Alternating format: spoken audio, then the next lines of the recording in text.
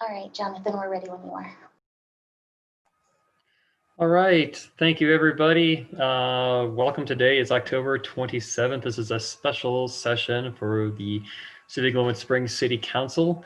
We have some attendees, and if you are calling in, it doesn't look like anybody's called in right now, but if you're going to call in and you're watching this online and you want to get your hand raised to make comment, it is *9. So with that, Catherine, would you please call roll? Willman? Here. Cope? Godis? Here. Here. Davis?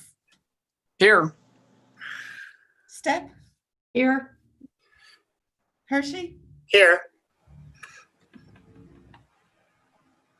All right, I will lead us in the Pledge of Allegiance. I pledge allegiance to the flag of the United States of America and to the republic for which it stands, one nation, under God, indivisible, with liberty and justice for all. All right, our first action of the afternoon is to select a council member to replace Rick Voorhees in Ward 2.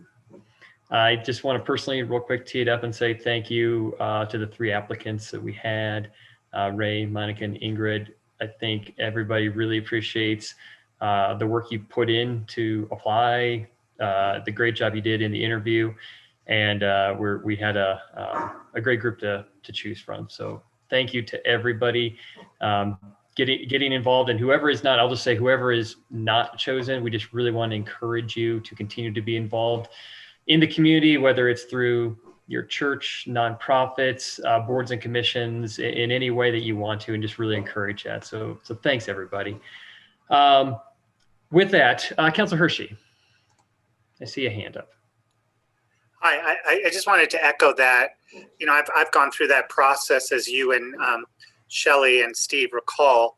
And, you know, it's hard to put yourself out there. It's hard in an election, but it's also hard, you know, and who's ever chosen, I want to thank the other 2 for doing that. And there is an election, of course, coming up next year.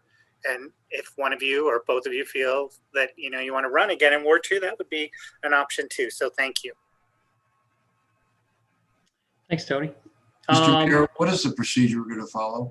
You know, so I thought that we would, that's a great question, Charlie, from the rules and regulation guy. I think what I would like is for a nomination to come to nominate one of the candidates. And if there is a plurality, we need 4 votes to confirm someone. And if that is the case, then the conversation's over. So if that's acceptable to everybody, or you want to do some March Madness knockout tournament, that's fine, and it might be fun. But if anybody wants to put forth a candidate for us to vote on, to nominate that candidate, we could take a vote on a candidate and see where we stand on that particular candidate first. Go ahead, Charlie. I would nominate Ingrid Wusso to replace Councilman Voorhees. Thank you, Charlie. Okay, it's been moved by Charlie, seconded by Paula. Further discussion? I would like to comment, because I nominated one person, I guess I'd comment, and I would echo what both Mr. Mayor, you and Mr. Councilman Hershey said. I think all 3 candidates were qualified for the job. I appreciated their input. I really enjoyed interviewing and listening to their answers. I just felt overall that Ms. Wusso presented the best candidate at this time for this position. Okay. I see Paula and Shelley still have their hands up. Did you want to speak, Paula, or is that a hand up to second the motion? Just a quick comment on each of the 3 candidates. And as Charlie said, you know, the interviews showed us, you know, how broad they are as far as their interest and what they'd like to see for the community. And I hope we take all of that into account as we move forward as a council. You know, there are concerns that were expressed and we need to address them. You know, the expertise in what people's backgrounds were very valuable. So it was not an easy decision, but I did feel that Ingrid has a very strong working knowledge of what happens in the city and some of the concerns we have, which is kind of where I went in that direction. So thank you. Thanks. Shelley. I have comments similar to the others. You know, I really would like to thank all 3 candidates for applying. Everybody had their own strengths and weaknesses and specific issues that they were interested in, but I did also feel like Ms. Wuso, with her experience on the Planning and Zoning Commission and also just knowledge of other issues in the community, she seemed to have a good grasp of a lot of the challenges that we'll be facing and also the strengths of the community. So I will support her nomination. Okay. You know, we're not required to take public comment, and this process has been open for about a month and a half now. So we have gotten quite a few, not quite a few, but a number of emails of support. I've gotten a few calls for support for different candidates. But I would like to, unless there's somebody that doesn't want to, I'd like to open this up to public comment and see if anybody would like to comment publicly on this process or the candidates themselves. So with that, probably should have done this before we took a motion. Sorry, Carl. But does anybody from the public, would anybody from the public like to speak on either the process, the candidates, or anything else relating specifically to the council member appointment? All right, seeing none, we are prepared to take this vote if there's no other comments. After the vote, I believe we're prepared to, if the person is available and willing to be sworn in, we can swear them in right now. Catherine, are you prepared to do that at this meeting, at this time? Yes, I am. Okay. If a candidate is not prepared to be sworn in because maybe they were not made aware of this, we can absolutely swear you in a week and a half at our November 5th meeting. So no pressure if you're not ready, but we would love to be able to get you on as soon as possible and have you participate fully. So unless there's other questions about this nomination, again, if this nomination does not pass, we will look for other nominations for the other 2 candidates. So Catherine, please take roll. Willman, Yes. Coe, Yes. Hershey, Yes. Stepp, Yes. Godis, Yes. Davis. Yes. Motion passes unanimously. All right. Congratulations, Ingrid. We are very pleased to have you as a unanimous choice to represent Ward 2, at least for the next several months. Welcome to the party, I guess. Thank you again. I just want to echo what other people have said, and thank you very much to Ray and Monica for applying. And again, that encouragement to continue to stay involved and to continue to get more involved is awesome. So thank you, guys. Ingrid, you are an attendee. I'm going to now promote you as a panelist. If you are ready to be sworn in, you may. And if you're not, that's okay as well. So just let us know. I'm sorry to put you on the spot, but now you're in the hot seat. No, I'm totally comfortable. Like, I'm not in my pajamas or anything like that. We're good. So I'm set. Okay, let me unmute there. There we go. Yeah. Hello all. Thank you guys so much. I really look forward to serving the citizens of Glenwood for the next 6 months, and I really appreciate your vote of confidence. Thank you and welcome. Thank you. It's not too late to change your mind before you're in. No, really, I'm ready for it. I'm excited to be part of this posse. Thank you. Okay, last chance. Bye. All right, Catherine, are you ready? Yes. Ingrid, if you could raise your right hand, please, and repeat after me.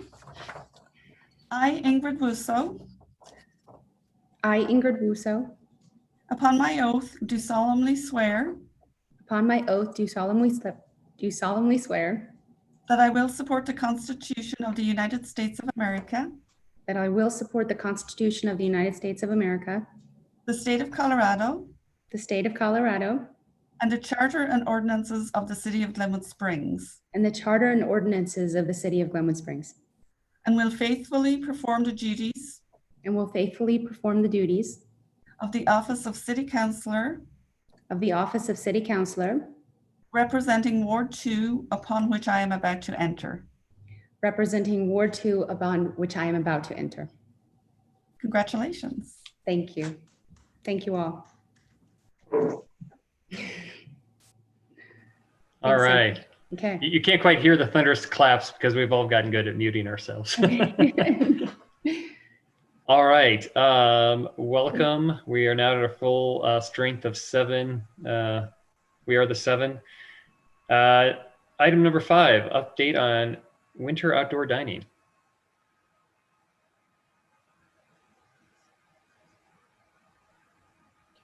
I do think Jen and Matt are going to handle this, but while Matt comes over from the attendee list, I just want to start off by saying a huge thank you to Matt and Jen for just beating their heads against the wall, trying to get solutions. And I think it's really important that everyone be as creative as possible, because just looking at just what happened in Denver today, they're moving down to 25% capacity for indoor dining. So we're okay if we try this and we fail miserably, but we really suggest we need to try, and that please forgive us if we fail miserably. And with that, I'll let Jen and Matt take it over. Yes, hi, Mayor Godis and members of council.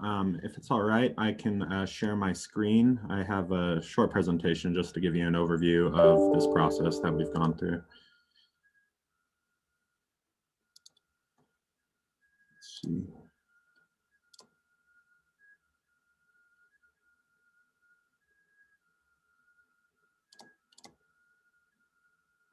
Are you all able to see my PowerPoint? Excellent. Well, again, like Deborah said, and I got booted for a second while I was promoted to panelist, but this has been a process that has involved many staff members, and it initially started when the city received a grant from CDOT for $50,000 matched with $5,000 of the city's money to purchase outdoor equipment to loan to businesses throughout the winter and to place around town to support our city through the winter and our industries throughout the cold months. And that has evolved into a much larger project than I think many of us anticipated, and one that many communities around Colorado and around the country are having to deal with as well. But I'm pleased to report that we are making progress, and I will update you on all of that now. So our initial objectives, oh, this isn't my, my most recent version. Anyway. Our initial objectives, like I said, were to support the purchase of heaters and tent equipment for local businesses and nonprofits around the city, as well as to create public dining opportunities downtown to maintain restaurant patronage with social distancing concerns in mind. So we were awarded $50,000, like I said, from CDOT, matched with $5,000 of the city's money. And Deborah also allocated a certain amount from FAB funding and CARES funding. Sorry, Deborah, it appears that that number was lost in some of the files somewhere. Good. I think we are suggesting that maybe $50,000 of CARES funding be used on this, and an amount of FAB funding that we might need. And then also, I think as it goes on, we will need to clean and address these areas as well. So I think Matt had that all in there. It just got lost in translation. Yes, and hopefully I can try and see if my newest version showed up. Let's see here.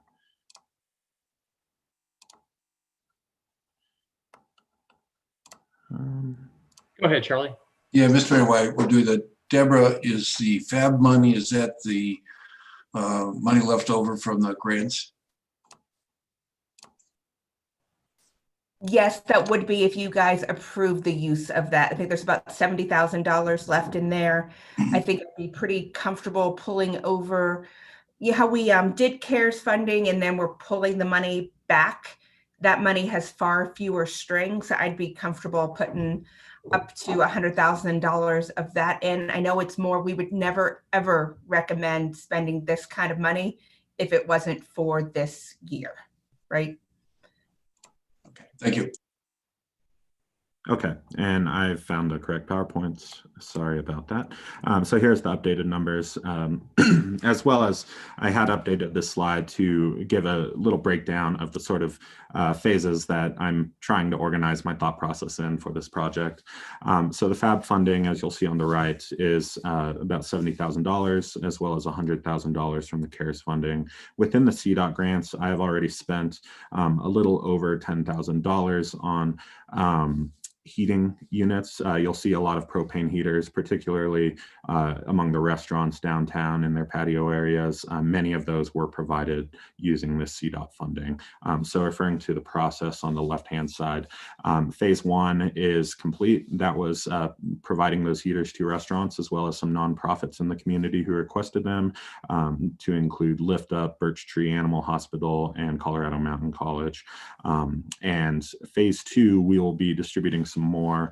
I placed another order for 25 more heaters for some leftover requests from the first round, as well as requests from our tourist attractions. And also within phase two, which we're currently in, is just planning the activation of public dining spaces downtown. And that has proved probably the most challenging piece of this so far. It's what I will walk you through throughout this PowerPoint, but looking towards phase three and phase four would be the installation and management of these dining areas. I certainly hope that phase three can occur sooner rather than later, but time is against us at this point.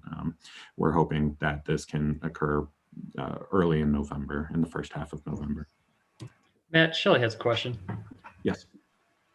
Hi, Matt. I'm just curious of how were all the restaurants in town notified about availability of heaters, or how was that word put out?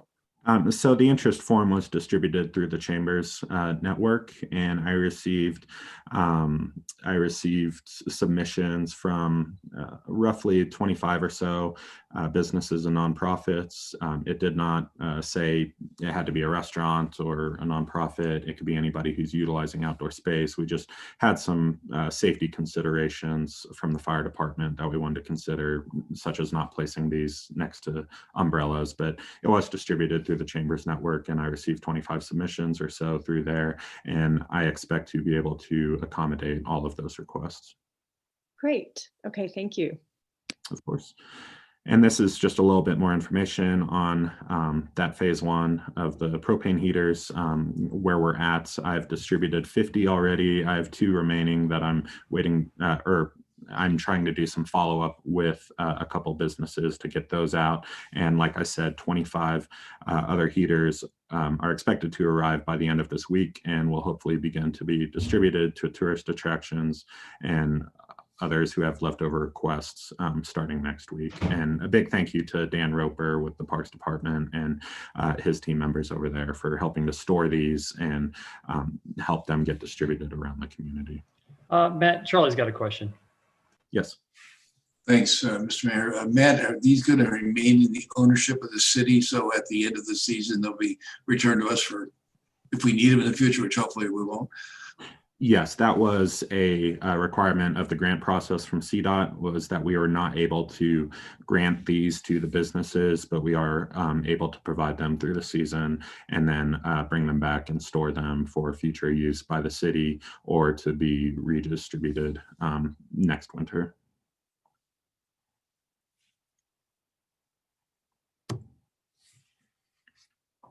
So our initial goals with this, I mentioned a couple of these. Sorry, Matt. I got 2 hands up from Paula and Deborah. I did see this. Go ahead, Deborah, first, and then Paula. Sorry, Matt. I just wanted to also point out, I forgot to point out that we've been working very closely with the Chamber and the DDA throughout all of this, and to thank them very much as well. Certainly.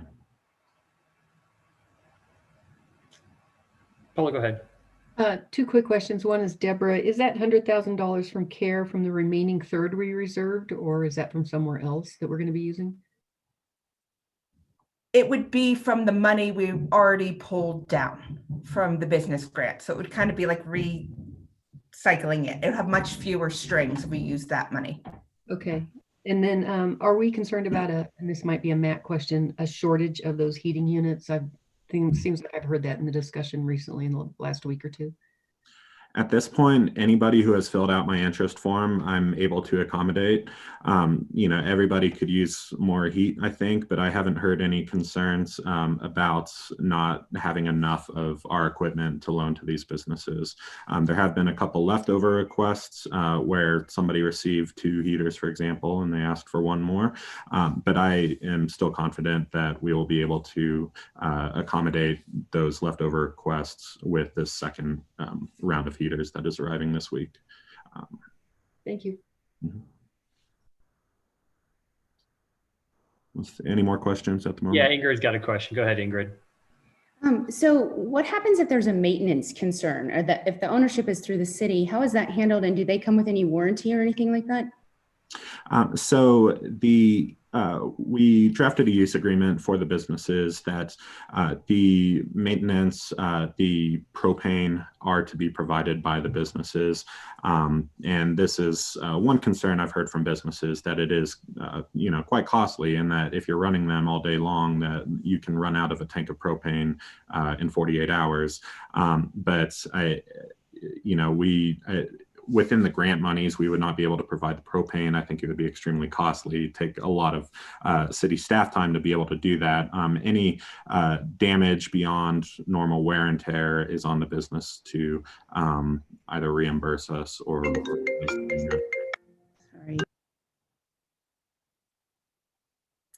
Mr. Cotis, I had a quick question to follow up on Ingrid's question, if she's done. You bet. Go ahead, Tony. Maybe this is a Carl or Deborah question, and I hate to ask this question, but if something were to happen and someone got injured or there's a fire or something, what is the liability issues, or what are we requiring the restaurants to indemnify us for? Thank you.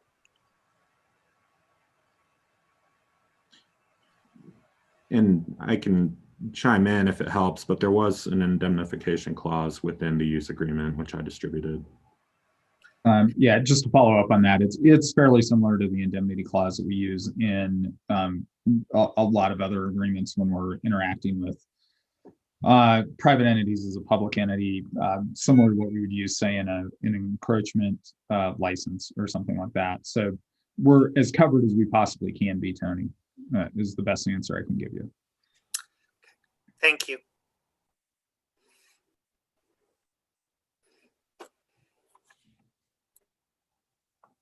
Any other questions about the heaters that I can answer?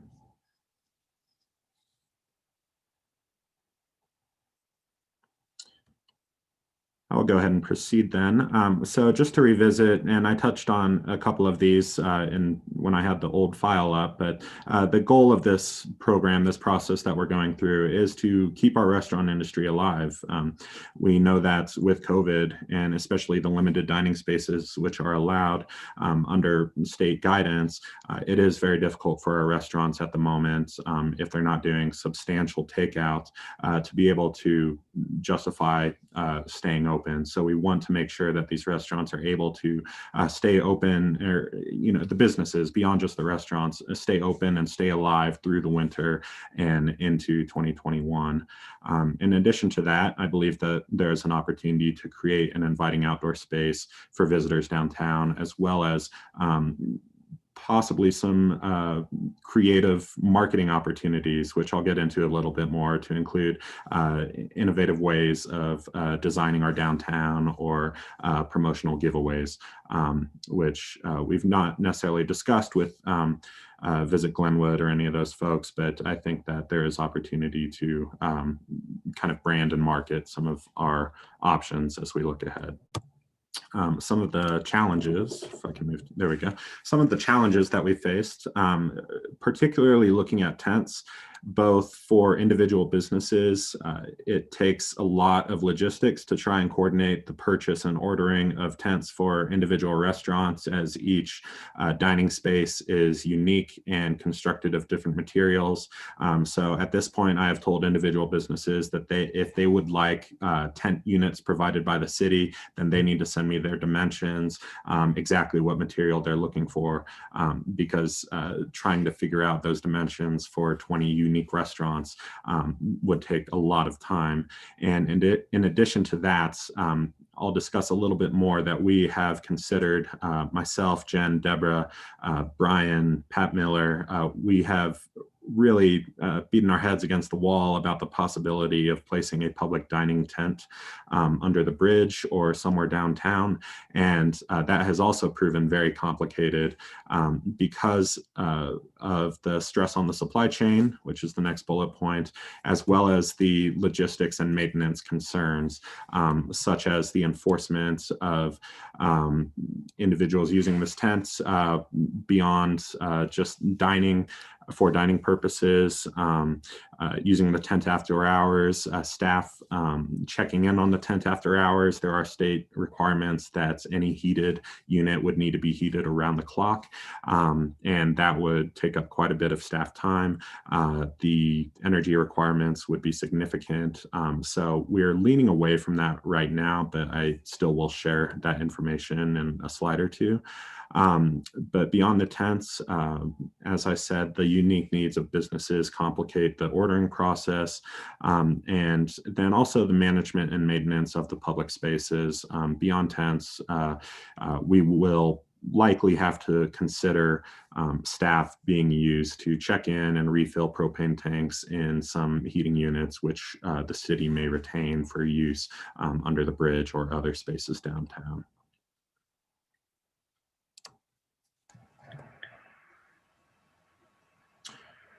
So this is a broad overview of what we've been working on. Excuse me. And as I mentioned, our first consideration for public areas downtown was to place a tent under the bridge or over on the Bethel lot. And there were a number of factors that went into place. For example, the possibility of closing 7th Street, which hearing from the restaurants, I know is a concern of many of them.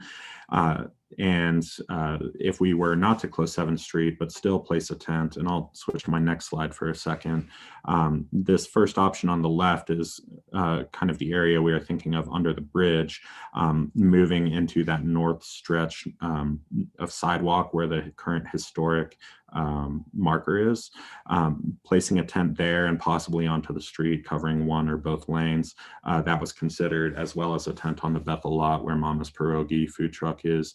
And of course, those tents presented quite a bit of concerns. You can see the pricing here. We received these quotes from local party rental companies, and one of them actually provided us a quote to purchase the units as well. Considering the capacity, you know, there's a lot of uncertainty at the moment regarding capacity allowances under current COVID restrictions. And these capacities were provided in diagrams by the party rental companies, but do not necessarily reflect what is possibly allowed under stage 2, safer at home, you know, and hopefully not moving into stage 3. So the capacity you're seeing here is likely even lower, or is likely higher than what would actually be allowed. And then also there you can see some pros and cons. So option 1 would have included no street closure, and it would have allowed for continued 7th Street access, but there would have been a concern regarding pedestrian safety, pedestrians crossing the street from restaurants to dine in this tent, particularly if this were a space which were allowed for alcohol consumption. That is something that's Brian and Pat were very, very wisely pointed out the safety concerns of that.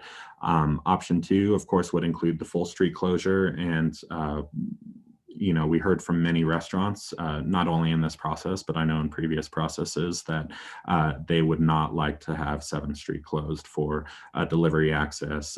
You know, we have concern over fire trucks going in there. So we are leaning against options 1 and 2 at the moment. Option 3 is placing a tent on the Bethel lot, and this would be a smaller tent, would have no impact on traffic, but there were concerns over the visibility of the food truck, whether Agnes, the owner, would need to move back on the lot or forward, if the tent would go in front or behind of the truck, and then also making sure that it is clearly marked as a public dining area. And so we're looking currently at options 4 and 5. Option 4 would include no tent under Bethel Plaza, and it would essentially just be a fenced off area, potentially allowing for liquor consumption within that area as a place with heaters, possibly with tables where restaurant patrons could go and wait for their table. If it's a busy evening, they can put their name on the list, order a cocktail, and go and enjoy this heated area while they wait for their table. This would require, of course, some liquor enforcement and would also lack the shelter of the other options. But it is something that was supported from a call with restaurants last week, and logistically would be a little bit easier, would require only the changing out of propane tanks in heating units, as well as perhaps some enforcement on busy nights of its use. And then option 5, and allow me to clarify real quick that I do have slides that will break down and provide some more details on each of these. But option 5 is a unique option that I think several of us are excited about right now. And there are these Igloo products which are popping up in cities nationwide. And there's a local company, a local party rental company, which is beginning to rent them out for the season. And there are these geodesic domes, about 12 feet high. I can't remember the other dimensions off the top of my head, but they can seat 8 people inside. Depending on the vendor, they may be heated or not. They may come with tables or not. They would cost about $20,000 to rent for the season, which would include tables, heating, lighting within these domes so that they look real nice like igloos, and also includes bi-weekly site visits from the staff to maintain them. And one of the concerns, along with the limited capacity, would be making sure that these are clean. Not only making sure that the tables are clean between use, but making sure that they're being wiped down and aired out for COVID sanitation purposes. But I do think that this would provide a unique dining experience in Glenwood. Some others in the valley are looking at it to include Snowmass and Basalt. It's something that folks are generally excited about, and I think is a little bit easier than the tent options. I see Charlie has a question. Go ahead, Charlie. Yeah, how many of these igloo units, you say limited capacity, how many would we be able to put up in the Bethel lot and under the bridge? So on the Bethel lot, I'd say only about 2 of these would be able to go there. Under the bridge, depending on whether or not we placed a tent or this outdoor sort of entertainment area of option 4, that would range anywhere from 2 on that north side of 7th Street to you could probably fit a total of 8 of them under the bridge if that was all that area was being used for. Another spot we're considering for these was the Sunken Plaza area next to the train station, kind of across from Juicy Lucy's and Casey Wing House. That obviously has some landscaping concerns that would make it difficult for a tent, but there's the possibility of putting some of these in that space as well. Councilor Davis. The igloos that I've seen are clear, and they're probably not big enough to put one of those heaters in, are they? So the local rental company, which is renting these out, includes a mounted electric heater. And I am still working with Greg Bach to go over to make sure that is safe for our community. That's part of this process that I'm going through, but they are included in the local option. All right. I like that igloo option. I think the it being a clear tent makes it also good for security, and you can easily walk by and make sure nobody's in there at nighttime and so forth. It seems like it might be logistically, just to get power to these things might be a struggle, but so is everything else in life. I'm sure we can work through that. Sure, and I should add that power was another large concern for putting any tent units up. Specifically, the areas under the bridge and on the Bethel lot would have required some special electrical work done to power heaters strong enough to fill those tents. So that is something I think would be less of a concern with the igloos, but certainly a consideration, as you mentioned. Paula and then Shelley. Matt, on those igloos, is that $20,000 a season per igloo or for everything? So that would be, and forgive me, I should have broken it down a little bit more. This was using a ballpark number of 4 igloos. So our initial thought process, which I could have clarified, was putting 2 on the Bethel lot as well as 2 under the bridge. So it comes out to roughly $5,000 per unit for rental and $4,500 per unit to purchase. And on option 4, do you have any kind of sense of some kind of wind block for that area if people are under there? Other than tents, is there any discussion on a wall or something along that way, or plastic sheeting? I don't know, something that would make that a little more enticing. Mm-hmm. And I would invite Jen to chime in if I get anything wrong, because she has a better sense of this, but there are considerations from public health and environment over the wall structure and how many sides are open or not in regards to how many people can fit within that space. So short answer is no, we have not gone through that at the moment, but we have also, in addition to these fences, and I'll walk through some of the slides and provide a little bit more context, but in addition to these fences, we can provide padding over top of them, which Pat Miller has priced out for us, which will help a little bit, although, you know, they're not 8 feet tall fences. They're only the short event fences that you see. Okay, thanks. Go ahead, Shelley, and then Ingrid. Matt, I just had a quick question too on that option 4, where it says no tent. But since it is winter, would it have any type of just even the tent roof over the top? So this would be completely open air other than the bridge overhead. Okay, thanks. So I'll jump in. My questions were, what exactly, can you give me the dates, approximately what that season includes? Yes, and that's on one of my future slides, but for the igloos, it's from November 20th through April 20th. Okay, and then is there a deposit?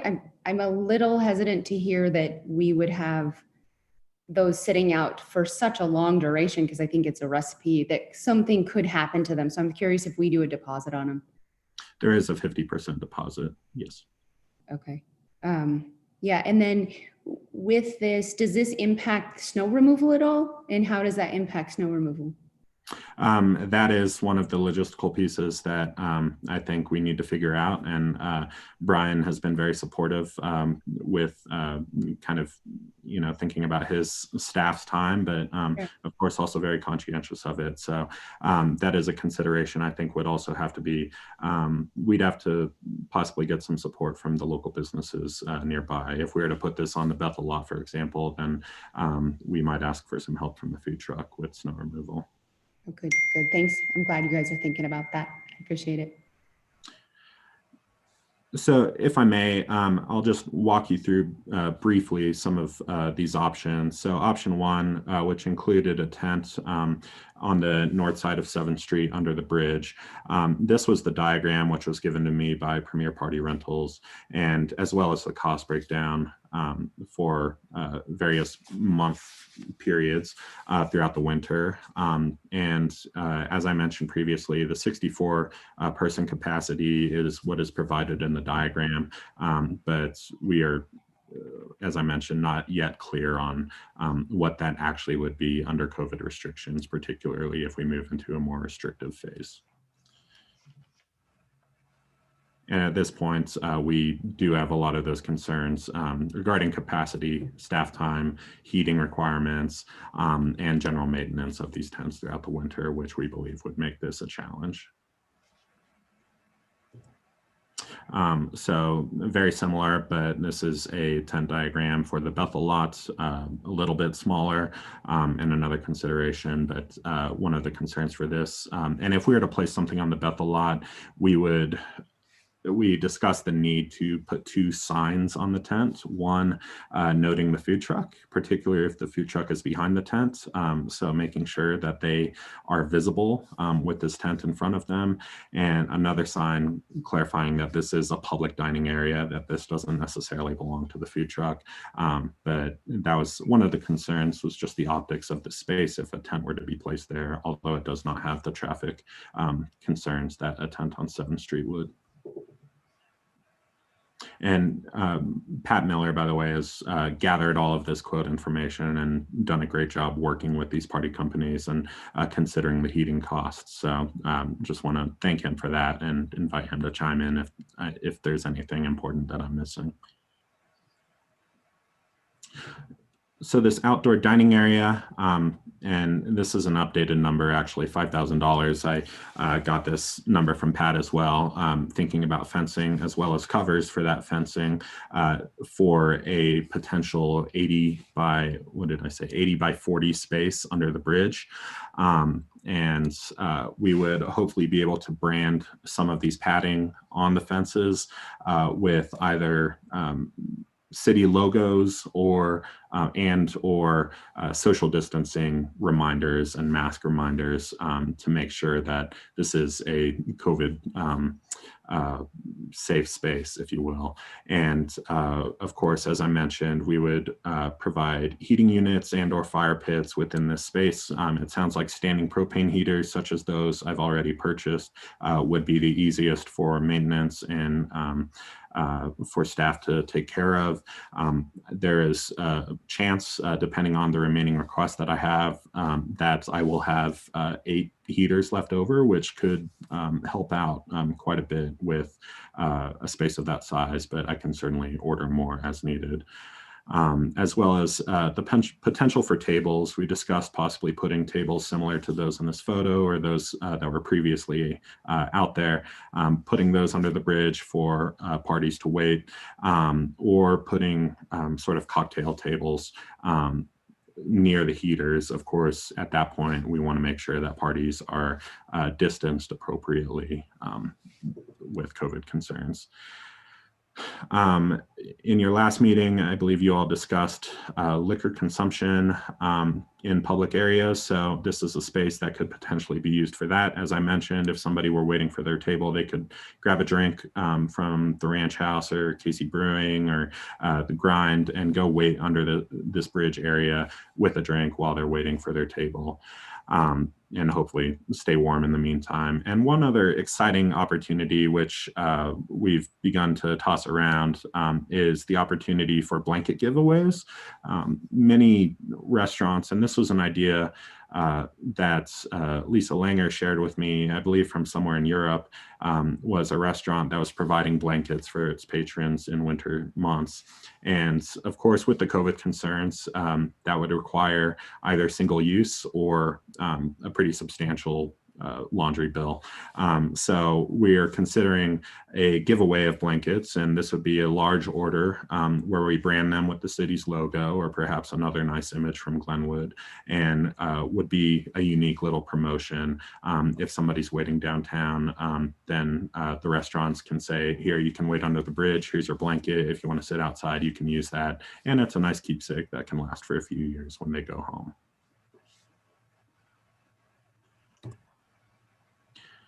And then I covered most of this regarding the igloos. Here are the potential locations as well as a breakdown of the costs. I will note that a purchase of them does not include all of the bells and whistles that a rental of them would, depending on who the purchase is from. if it was purchased locally from these ladies on the left at Beautiful Crazy Event Rentals, then that would come with heating and lighting. I cannot say the same if it was purchased from the manufacturer. And seating and the biweekly maintenance is only included within the seasonal rental, which again is November 20th through April 20th, a 5-month period.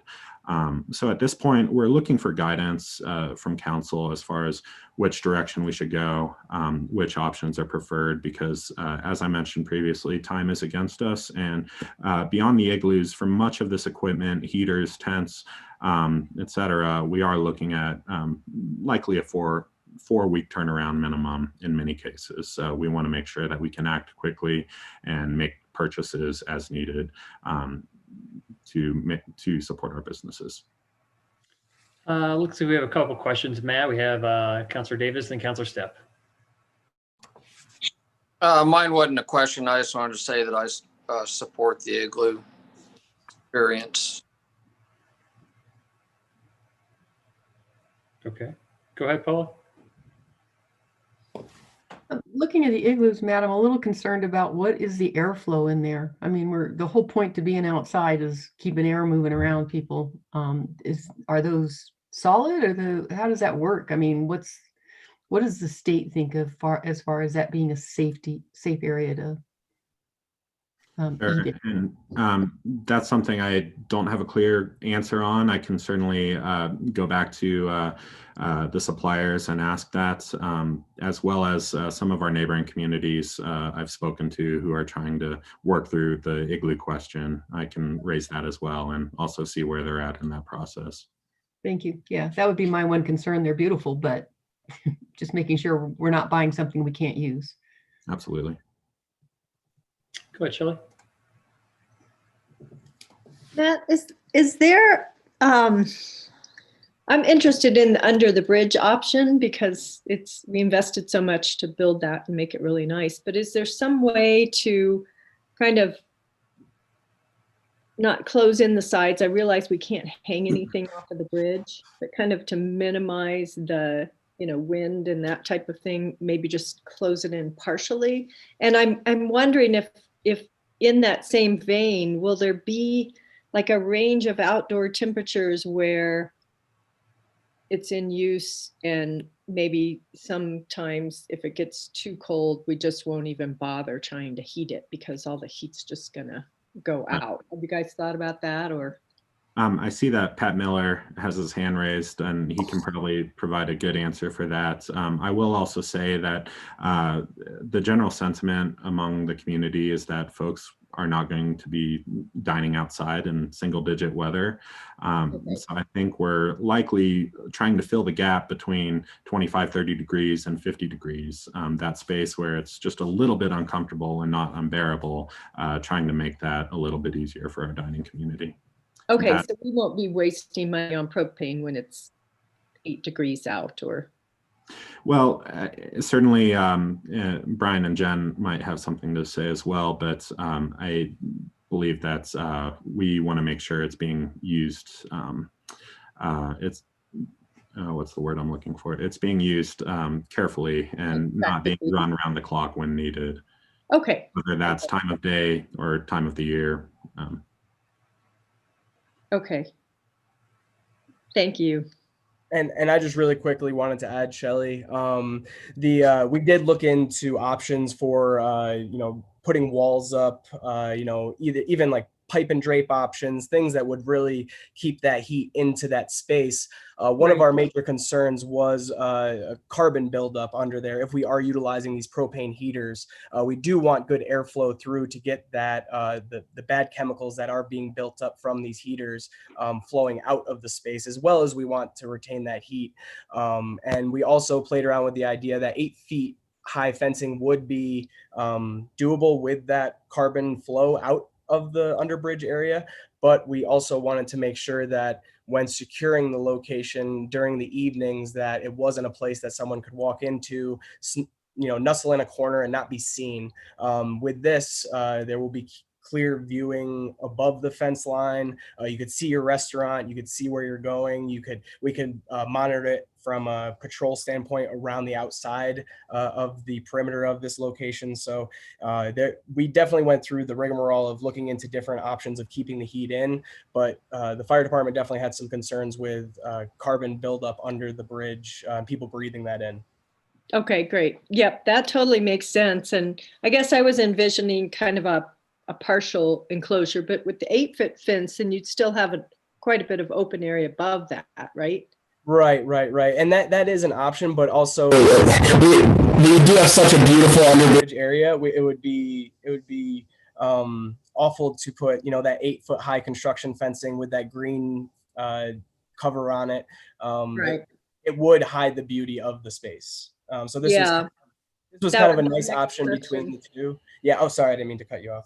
Oh, no, that was my next question, is how do you make that fencing look nice? Right.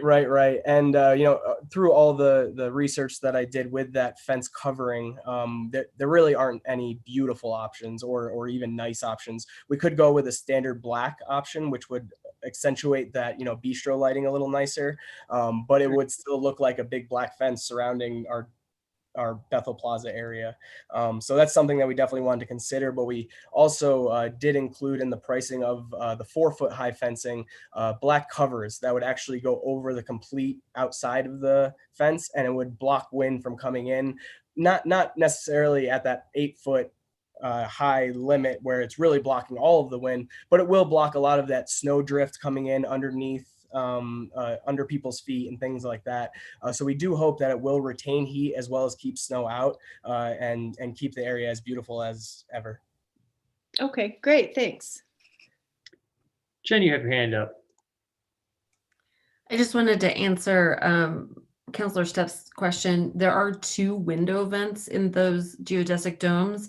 And I think, the intent is that it's kind of one family being in there and then there is a door. So it's, that you're having, or one, household in this space. It's not, there wouldn't be multiple tables in the way that I'm sort of envisioning their use. And then it goes through some kind of cleanup after each person leaves. Is that what Matt said earlier? Well, I don't know that we're going to be standing by with the cleaning supplies and that kind of thing, even if we have a contractor. But I think we would have, some sort of secured, bolted down hand sanitizer and wet wipe kind of situation for the in-between times. And I do think, that there is a heavy requirement for us to lean on probably a contractor to help us make sure that the space doesn't fill up with trash and doesn't and to kind of take care of if we're doing the patio heaters under the bridge they can be corralled at night so that they are bolted down and the people aren't wanting to tinker with them overnight, that kind of thing. And there probably is also a component of Citadel or some other kind of security to walk through. And then just to be clear on this whole process, these restaurants will be allowed to have customers inside at 25 or 50% capacity. And they are all looking at their own rental of tents and those kind of things. I mean, I've already heard those discussions, right? So we would be doing these igloos on top of what restaurants are providing for themselves, or in tents, or whatever option we pick here. Is that correct?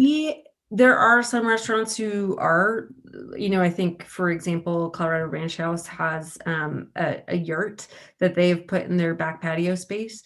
I think not, and there are restaurants, other restaurants, the Rosie's has an outdoor tented space. The 19th Street Diner has done something with a tent. They've had a kind of a big tent in their back parking lot this whole summer. But there are other places, for instance, there are places that have a tent now that are not planning to keep that tent through the winter because of the snow load concerns, having to have it heated 24 hours a day, those kinds of things. So it's, I think everyone is looking at it, but I think businesses as well will have individual solutions. And there are also restaurants that don't have areas to put up tents as well.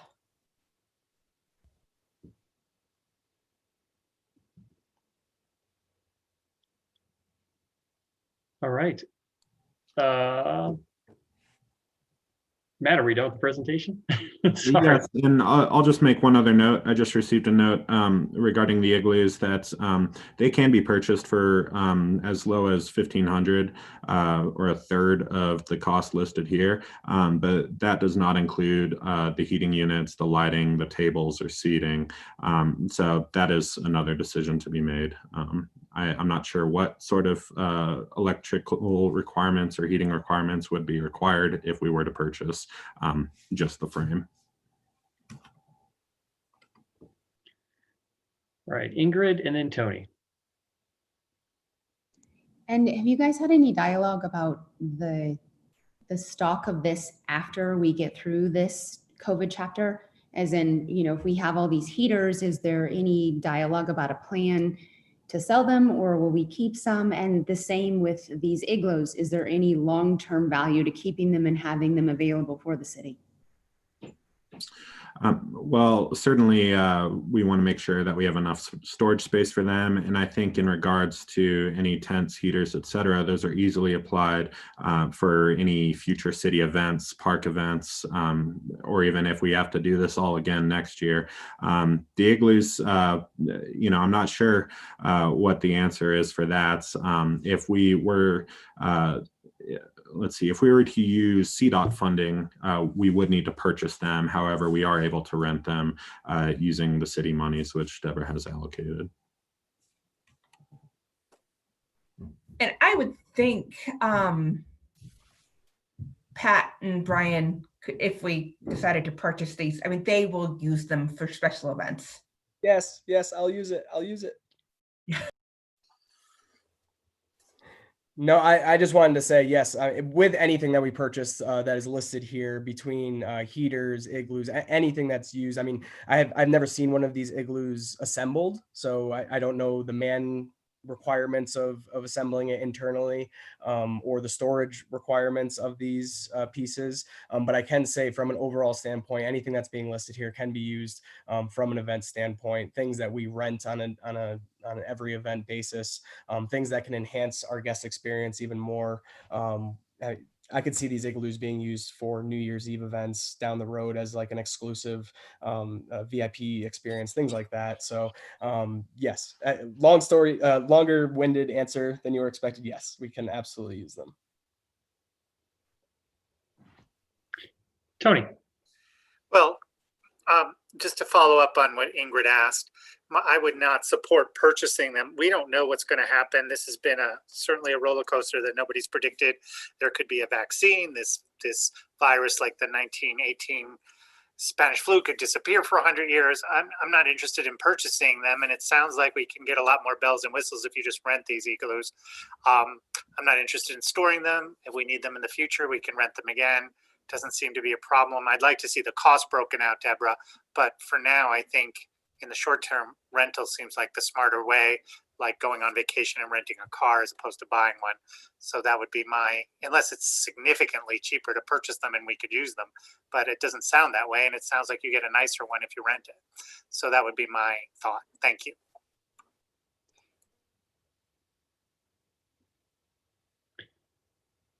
All right. Any other? Shelley, go ahead. Just a quick comment. I'm interested in the igloos, and I might be interested in the purchase because I could see us using those at a future, New Year's Eve event or other winter events, even in the parks or wherever they might be. But I'm concerned about the limited seating and kind of the isolation of each one. So I guess I'm wondering or interested if we can do some kind of a hybrid area where we still have some heating and fenced in areas under the bridge when the weather's a little milder, we can heat that a little bit and keep that available, and then have some of the igloos available for as it gets cooler, or just to up the numbers too. And one more point to that, Shelley, is if you rent them, you could see if you like them, and then we could buy them in the future. But I just think renting should be the first step. But Yeah, I'm just, my opinion. and I understand that, Tony. It kind of makes sense, but I'm looking at the pricing and it seems like we'd pay more for one season of rental than we would to own them. So that's where But it sounds like you get a nicer one if you rent it, with more, like with lighting and heating and everything. But whatever. Okay, maybe Matt can clarify that, or Pat. Okay. Thank you. Thanks. Thank you.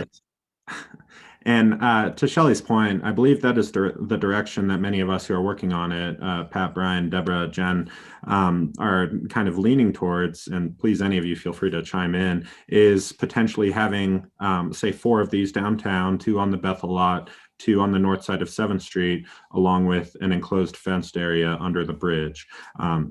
You know, we have, as I mentioned, found the tents to be rather difficult. So I personally agree, Shelley, that a combination of options 4 and 5, I have it labeled option 6 here, would be the best option moving forward. And regarding what is included in each price point, the rental includes everything. The purchase from the same vendor includes everything except for the tables and seatings. The purchase from the manufacturer only includes the frame. Tony, you have your hand up. Do you have another comment? No? Okay. Go ahead, Steve Davis.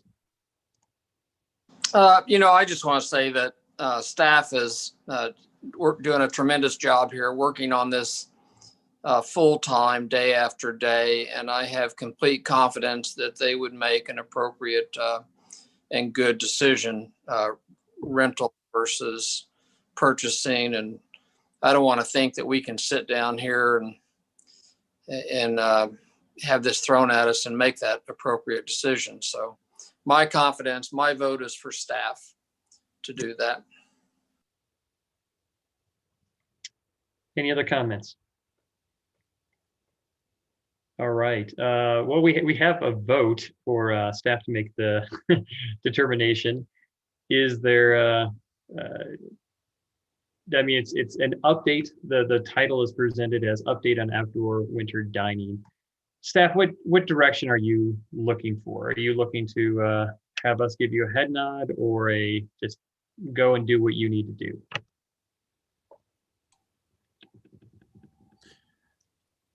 Well, I would say, and Jen, Matt, correct me if I'm wrong, I think we definitely need a vote on telling us we can spend money, right? So if you guys could tell us we're allowed to either rent and or purchase and allocate, you know, the $70,000 in FAB funding and $100,000 in the CARES funding that we get back. I'm not saying we're going to spend it all, but if you could give us a budget and then general direction, like we like the igloos, you know, we like the, you know, areas heated under the bridge, and then give us flexibility to continue to work through it.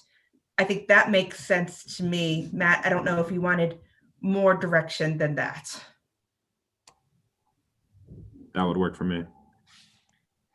And we Charlie. could updated as it went along. I would move that we authorize staff to proceed with the purchase of the igloos, purchase rental of the igloos. I don't want to limit it, and to spend up to $170,000 as outlined in the proposal for that purpose, and that would include the heaters, the outdoor seating area, the things that staff thinks is the best thing to serve as many of the restaurants and businesses downtown as possible. I would second that, as long as we just don't limit it to downtown. I think we're still talking citywide, even though most of this conversation is downtown, but. I agree. That was the intent of my motion, Shelley, so. Okay, I'll second. Further conversation, Steve Davis. No, I was just going to second that motion as well. So. Okay. It's been moved by Shelley, seconded. I'm sorry, it's been moved by Charlie, seconded by Shelley. Go ahead, Deborah. I just wanted to also make sure you guys understood that that would probably also go towards maintenance and cleanup and security as well. Again, that was my intent, Deborah, is the kind of the general cost of purchasing, renting, setting up, and maintaining. So Charlie and Deborah, point of clarification, that includes like Citadel security, so that if we buy these or rent these, they're protected. That would be my understanding, yes. Thank you, Councilman Willman. And I want to thank the staff again, as other people have, for all the hard work on this. This is Matt and Jen and Deborah and whoever else participated. I really appreciate what you're doing, and I know the downtown merchants do as well. So, and the merchants in general. When I say downtown, I think, we talked about 19th Street and other places. I think we got to help everyone we can. So, Yeah, I agree. Great job. All right, Catherine, let's call the question.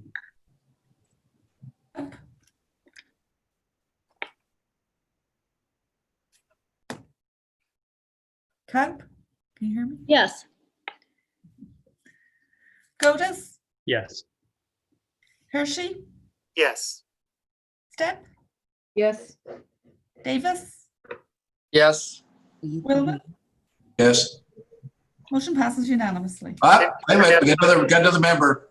You forgot Wusso. Russo, Yes. Thanks all. It's a late minute add-on. Substitute. Nice catch there, Charlie. All right. Thanks, staff. Thanks for all your hard work. That's really comprehensive, and I think it's going to be as cool as it can be, given what the cards were dealt.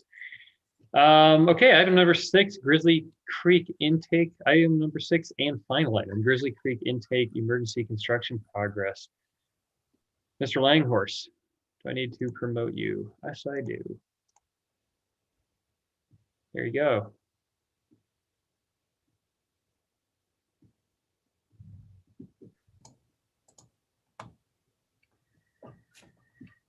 Excellent. Thank you. Can you all hear me?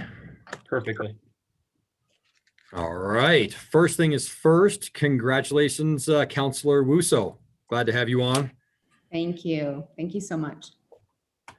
Next thing, Grizzly Creek Intake Emergency Construction Project. As we've been talking about for the last 2.5 months since the fire started, the fire has burned above Grizzly and above the no-name intake.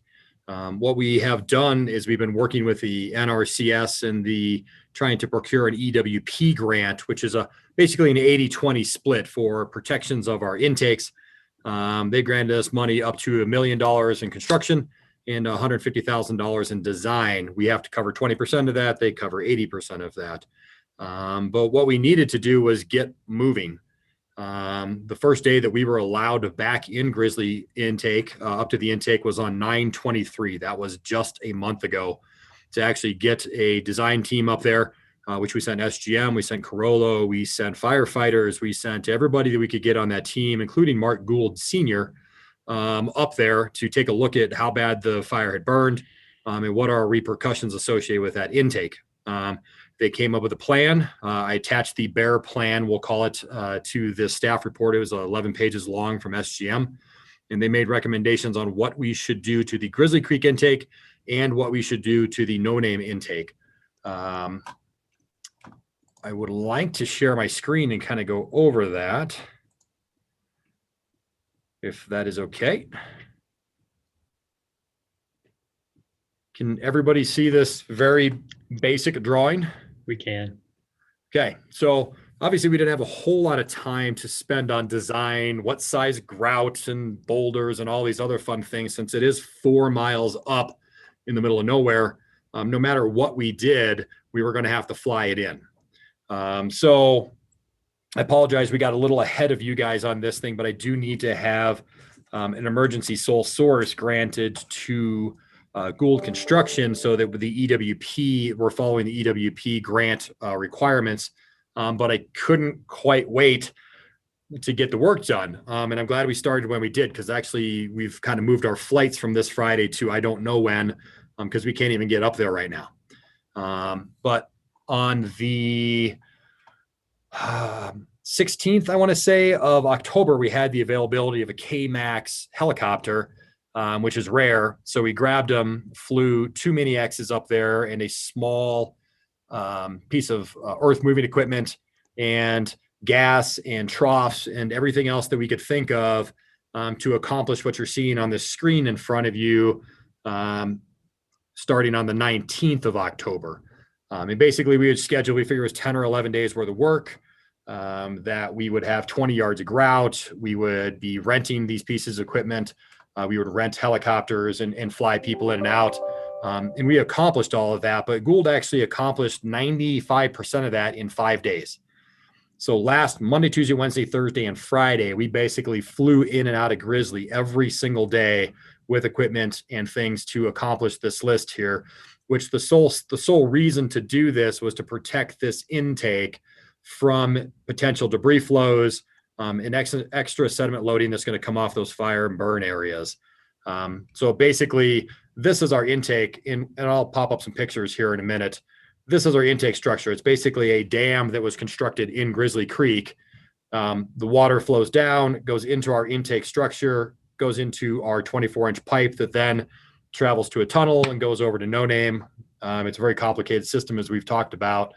But what we needed to do was kind of stabilize the banks around the intake because they had been deteriorating over the years. And with a high runoff from the fire, we were expecting them potentially to collapse, which would damage the intake. The area in front of the intake is filled up with sediment over the years. And about every decade or so, we go up there and clean it out.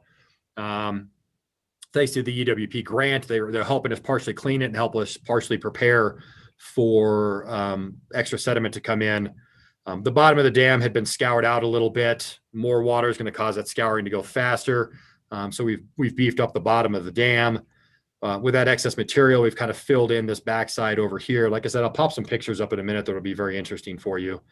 And we protected downstream of this also. The thing that we added to the protections is this dam is kind of a low structure. We've had years where the spring runoff has actually come over the concrete and gone into our intake. So we were adding some metal wall extensions on this thing to try to keep any additional debris from going up and over and actually going into the intake. I'm going to bring a picture up. Let me know if it popped up. It did? Okay. Sorry, sometimes they don't swap even when you do things. This is an aerial view of what that intake looks like. I know we were looking at a very basic picture a moment ago. But you can see these are the walls of the intake themselves. Can you see my pointer? Okay. These are the walls of the intake itself. We're going to extend these up about 2 feet with 1/2-inch plate. What we've had in the past is there's so much water coming this direction, it goes over top of the walls and fills the actual location of the intake where we stand and operate the gate valves. And we're worried about if it happens this year, they may actually damage the gate valve stems themselves and cause it so we can't open or close these. One valve opens this pipe up down here, which is our flushing mechanism. This one actually opens up the 24-inch gate that supplies water to this pipe right here that goes and brings water to us. So what we're doing is basically this area right here. This is our grate that actually lets a majority of the water into it. There's only about 1.5 feet of it exposed right now out of 6 feet. We are hogged out this entire area, which we're allowed to do. We're just returning the stream back to the original construction design as previous. We've kind of hogged out this area right here, and we've gone upstream and kind of reworked how the stream comes and flows this direction. If you look at the pictures from when it was designed in 03 and 05 and 07 and 08, this stream is like any other stream. It just moves around all the time. So what we've done is kind of put it back to where it was in 1999, which is why this was designed where it was and how it was. You can see this upper area right in front of the intake. We've armored this area also with more rocks. Below it, you can see how the pipe is floating along this hillside here. Below it used to be concrete and rock. You can see how it's all kind of collapsed in. This is the historic intake. This is the original intake. And the NRCS was interested in us keeping this, and we are too, for historic reasons. It's a historic structure. It's, I don't know, 80 years old. So we've wrapped that bank armoring all the way around this also. And let me flip to the next picture. This is a look at the structure from downstream. You can see this, the stream used to be at this elevation where the dam comes over. This is all scoured out. So we've brought some of these larger rocks off the side and put them down here and brought the stream bed back up to where it was historically. I know you probably didn't see it, but in that original, very basic PDF drawing I had, there was a picture of a large rock. You can't see the large rock. The stream back here, because of the dam slowing the water down and causing kind of a dam, all this debris gets deposited in front of this instead of flowing downstream like it normally would. So we've cleaned all of this out, and you can now see the large rock again. And I say we've done this because we've already done all of this. Downstream, you can see a better picture of how the bank is eroding over here under the pipe. If this pipe collapses, we lose all the water out of Grizzly. Underneath the existing historic structure, there's about 6 feet underneath it here. We filled that in with grout and rocks and stabilized it. Just another picture, you can see we're bringing this wall up about 2 feet with steel plating right above Leanne right here to protect the intake itself and these 2 stems which stick up above the intake. Just another picture of that erosion underneath it here. When the Forest Service guys came up, they just cleared everything out around the intake when it came to vegetation, and they kind of threw it in the stream, which is why there's so much vegetation in this photo. And I think this is I got one more photo, last photo, but more erosion, and we're cleaning all of this up. The other thing we did is I know you won't call it permanent, but we call it a permanent. We've actually added this landing pad. When you guys fly up, hopefully we'll still be able to do that this year. This is where the helicopter lands. It's just downstream from the intake. It's more of a permanent structure. We're going to make it a little bit bigger than this next go around. But this is where the helicopter actually lands up there. So what we're kind of looking for in this discussion is actually twofold, and maybe we'll have to come back and have the second conversation. Let me open up another picture here. What we're also going to ask Gould to do, as long as you guys are okay with it, is we're running out of time. We also need to do work, which we have approved up at the no-name intake. This is another very basic line drawing for the no-name intake. This is our pre-treatment building right here. All the water comes into the same kind of a dam structure, comes in, goes into the pre-treatment building, gets separated out, and then it goes into pipes and then goes into another tunnel system that's all underground.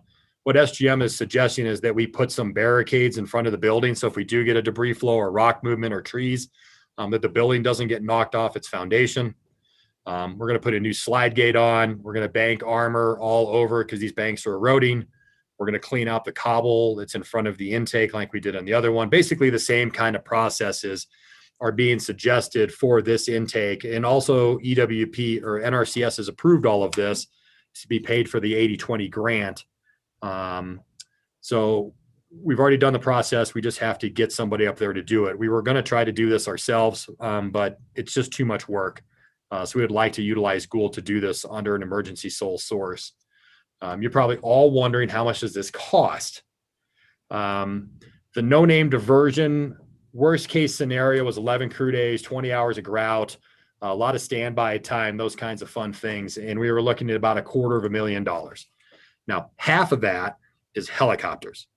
The K-Max itself is $6,000 an hour, and it has a minimum amount of time that you have to use it for. I'm going to stop sharing here. And then the A-Star, which is the smaller helicopter used to fly concrete in, guys in, random equipment in, is about $3,000 an hour. So if you add those two things up on projected use times, it's basically half of that fee. The remainder of the fee is rentals. Nobody really owns that small of equipment, so we're renting it. So Gould had that rented and flown up there. The wood landing pad. We moved about 130, I want to say, yards of dirt while we were up there, which is almost double what we had projected we would be moving, or we would be able to move. The grout, and we have steel for all the steel up here and all the fabrication. So this is our best projection at this moment. Through the EWP process, every dollar and every hour will have to be accounted for. There'll be a very detailed report at the end of this stating, hey, this is how many helicopter hours we use. This was all the labor. This is the labor charges. Here's photos for everything, daily write-ups. So I feel comfortable that we're getting what we paid for. B, we're getting it for as cost-effective amount as humanly possible. And C, we got it done before the snow would fly, which who would have known that was going to be today? Because we really were supposed to be working yesterday and today and tomorrow, but we'll basically just work one day next week. Gould will finish everything up 1 or 2 days next week and get everything set because not all the steel is up there. And then we'll move over to the no name, which is much easier to get to. You can literally drive to the thing and start doing all the work on the no name intake before the winter really hits. So we're prepared for spring. That was a lot, and I'm sorry.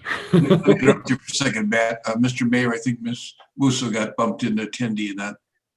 I saw that. I think she got bumped off and she rejoined as an attendee, and I've been trying to promote her to a panelist, but I cannot. But I can still recognize Ingrid. If you raise your hand, I can still recognize that and allow you to speak. But for some reason, it's not letting me promote you to a panelist.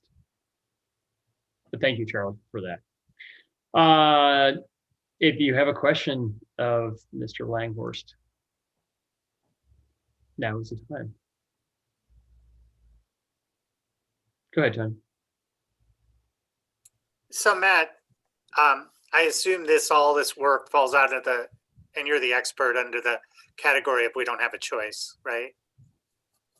All of this work, according to SGM and the NRCS, is we do not have a choice. If we lose one of these structures, especially the no-name structure, we're in some serious hurt. I just wanted to confirm that. Thank you. Yes, sir. Charlie, go ahead. I don't want to get minutia, Matt. I trust your work. I just didn't understand why you're covering the intake with a plate rest rather than a screen. So the intake up there has 2 screens. There's one on a vertical wall, and then there's a horizontal one that's on the lower section of the dam. The dam is actually constructed in 2 different elevations. One is a flood elevation, one is just a normal river elevation. We're afraid that the debris that's going to come down will actually drop straight into that screen, and that's very hard to clean. And we don't really need it as kind of a backup screen. So we'd like to cover it. Once spring runoff is done, those will be aluminum plates. We'll go up there and we'll take the plates back off and open that screen back up. So every year before the winter hits, we'll go put those plates back on, let spring runoff go, which the vertical screen pulls in plenty of water with that. And then we'll put the plates back on for the winter again. So it'll be a continuous process that'll be part of the intake from here on out. Thanks. That makes sense. I just didn't understand when I read it. Sorry about that. Any other questions? Okay, we are at this point looking for I believe, a motion to approve a sole source contract to Gould. Go ahead, Tony. I would make that motion to approve a sole source contract to Gould Construction, Mr. Mayor. For a second. A second. We moved by Tony, seconded by Shelley. Further discussion. And we have Ingrid back with us. No, I don't see Ingrid anywhere. Well, if this is the kind of counselor you're going to be, Miss Wusso, I don't know if we made the right decision. That's a joke. I'm just kidding. Sorry. It is a sizable amount. Is there anybody from the public that would like to comment on this item? I see Ingrid still over there in the attendees. You know, and I see her as it's weird because she has like a yellow icon. Everybody else has green, so I don't know what that's about. There she is. Can you guys hear me now?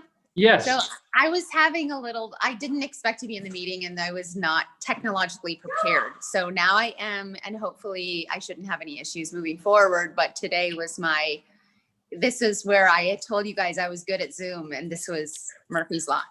Too late, we changed our vote. Yeah. I'm so sorry. Well, unfortunately, only the voters now can get you out of here, Ingrid. So, all right, everybody who we have a first and seconded by Tony and Shelley. So, Catherine, let's call the question. So, honestly, I think in this situation, since I missed some of it, I think I should recuse myself. And I think there's probably enough to make the vote because I have missed about the last 7 minutes. Okay. Okay, so No, I think that's great. That's fine. Mhm. Hershey, Yes. Stepp, Yes. Godus, Yes. Davis, Yes. Willman, Yes. Kaup. Yes. Motion passes. All right, Deborah. Oh, sorry, Matt. Right. I wanted to make sure it was on record. I just want to make sure we understood that we chose Gould for this project because Gould Construction actually helped construct the intake in 1999. So Mark Sr. was there when it was built, and it only made sense to draw in as best expertise as we possibly had at that moment. There was no other reason really for it. I'm sure other people could have done it, but Mark had some really good insight on how it was done originally that helped save the project, to be honest with you. So I just want to make sure that was clear. I think this is exactly one of those circumstances where a sole source contractor makes all the sense in the world. Normally, I think going out to a competitive bid is how we want to conduct business. But in this scenario, when time is of the essence and we have somebody who actually constructed it 20 years ago, you kind of have to, right? Yeah. Plus, we had 30 days to get the drawings approved, get the contracts put together, find the helicopter, get it done. So it was a very limited amount of time to actually complete the project. And it was extremely helpful. And I want to thank Mark Sr. for being there on site every day working also. So he was very, very helpful. I thought that guy retired. He does a crappy job of that. All right, Deborah, you had your hand up. Yeah, two things. I wanted to also let you guys know that NR EWP staff, NRS and RCS staff did give us a letter like 30 days ago to allow sole source emergency procurement. And these funds are meant to be spent rapidly. So it goes well with the program. And then also because you appointed Ingrid, we have lost a planning commission member. So I think, Jen, if you were still on, you had a request for that. I did. It has often been our practice for the alternate. And we haven't asked Ben, obviously, but we lost an alternate. So we have a single alternate right now for the Planning and Zoning Commission, but we would seek, if you were interested, to have Ben be appointed to that position, which we could put on your next agenda. We obviously want to see if he is interested in doing that, taking on the full responsibility, and then would advertise for 2 alternate seats. Or we can also just put it out and we were very reliant on our alternates in the Planning and Zoning Commission. So would like to fill those spots quickly if we can. Paula, then Shelley. Or Shelley then Paula, sorry. No, yes, Shelley, you had your hand up first, sorry. Oh, I guess I'm fine with what Jen just proposed, is, get out there and find applicants and we'll get new people seated.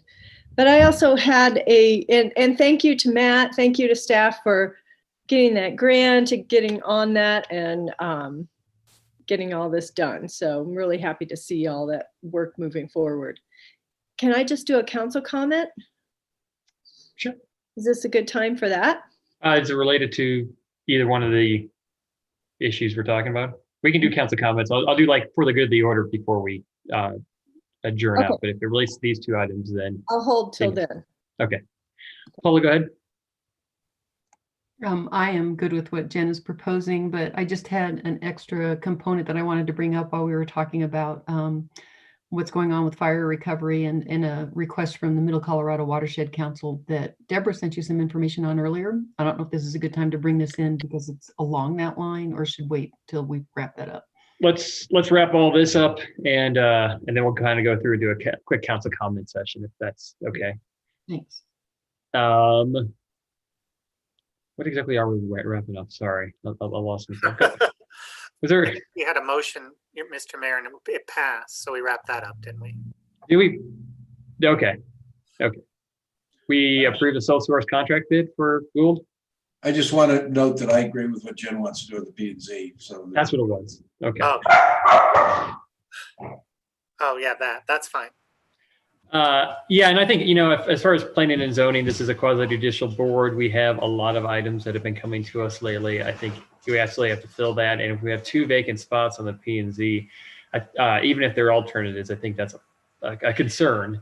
So I would actually call on P and Z current board members, as well as all of us, you too, Ingrid, new kid, to please recruit in the community.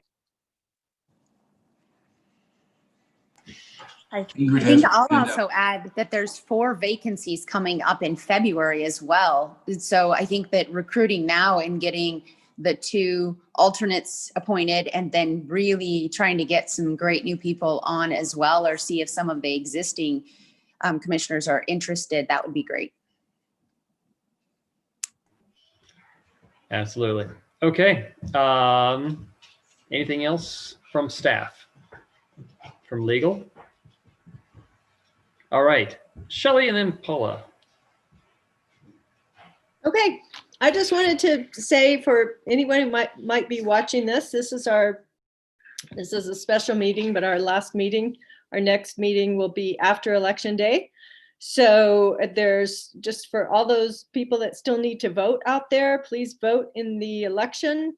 It's for next Tuesday. It's too late to mail your ballot in if you have a mail-in ballot, so please walk it in. You can turn it in at the courthouse, inside the doors, off of Colorado Avenue, or you can drop it off in the gray box out front. But please, everybody vote. So let's have a good count for Glenwood Springs. And I'm going to jump in just because mine relates to Shelley's. Deborah, and I think Brian was an attendee. I've had 2 conversations in the last day about the room that we have lent to the polling at the community center, that it is not the whole time, but there's periods where it's really, really tight and it's difficult to maintain social distancing. And the comment I had was that come election day, it's going to be completely insufficient. And I understand we have workout gear or equipment, primarily cardio equipment, in the rest of the, what do they call it, the conference room area. So we can't necessarily plow into that. But if this is what we're seeing a week ahead of time, again, it wasn't like these claims of, oh, there's lines down the block or anything like that, but just, hey, this was an issue for a peak time between 4 and 5 o'clock yesterday specifically, because of the small area. And maybe it has something to do with, the county doesn't have any more machines or workers, so it is what it is. But if the constriction is on our end about space, could you, Deborah, speak with whoever you need to speak with to see that that isn't the reason, that space is not the reason, because we have the whole gymnasium and we potentially can move those equipment at least for the last week of this election, and especially on election day. I will see what we can do. Thanks. And Jonathan, I think that's a great comment, is because I think the more people who can vote early, the better. And then we'll just have hopefully fewer lines and no issues on election day. Absolutely. All right. And then thank you to all of the poll watchers, the people who are working there officially. I think Councilor Hershey, you've done that in the past. I don't know if you're doing that again this year. It's just it's a different world, obviously. So I appreciate all those people that are doing that for democracy's sake. So thank you. Councilor Stepp, Middle Colorado Watershed. Thank you. Just a quick note, the Middle Colorado Watershed Council, and a representative is in the audience, Jonathan, in case anybody had questions, Doug Winter, who's the vice chair of the board of directors. But they are applying for 2 CWCB grants, and they've been talking with the BLM in reference to the Pine Gulch fire and our Grizzly Creek fire on restoration and other things that the Watershed Council is involved with. And they are looking for letters of support as they put these grants, which are pretty rapid and would help out with some of our city efforts as well in restoration, not applying to what Matt's been talking about with us all day, but other aspects of what we need to do to mitigate some of the problems that we faced with those fires. So we're looking basically for the city to supply a letter of support that we could include with those grants. And so I'm putting it in front of all of you, and we could have Doug answer some questions if you guys have want more details on this. And I'll just say that I'm totally supportive of that. Carl, just from a process standpoint, this item was not noticed. So can we just authorize staff to use your best judgment, or do we have to have, would be the best way to approve this? I think just kind of a head nod and let us move forward with it, I think is fine. As long as council is comfortable with it. It's not, you're not committing any city resources or, you know, anything. You're just providing that letter of support. Okay. Is there anybody who does not, who has an issue with providing a letter of support for this grant request? No? Okay. I think we have that. Doug Winter, you have your hand up. Is there anything else that you need to add after this?